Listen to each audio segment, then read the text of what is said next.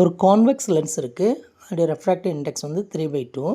இன்னொரு concave lens இருக்குது, அதோடைய ரெஃப்ராக்டிவ் இண்டெக்ஸ் வந்து 2. இந்த ரெண்டு லென்ஸையும் வந்து கம்பைன் பண்ணியிருக்கிறாங்க. இந்த கம்பைன் பண்ண சிஸ்டத்தோட பவர் எவ்வளவு அப்படின்னு கேட்டிருக்கிறாங்க.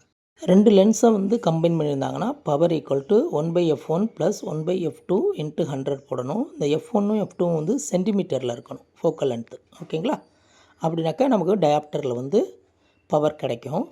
நமக்கு நேரடியாக இவங்க வந்து ஃபோக்கல் லென்த்து கொடுக்கல. இப்போ அதுக்கு பதிலாக ரெஃப்ராக்டிவ் இண்டெக்ஸும் ரேடியஸ் ஆஃப் கர்வேச்சரும் கொடுத்துருக்குறாங்க. அப்போ அதை வச்சு பார்க்கும்போது உங்களுக்கு வந்து 1 focal length equal to refractive index -1 into 1/r1 1/r2 அந்த ஃபார்முலாவில் நம்ம போட்டோம்னு சொன்னாக்க நமக்கு வந்து ஃபோக்கல் லென்த்து கிடைக்கும்.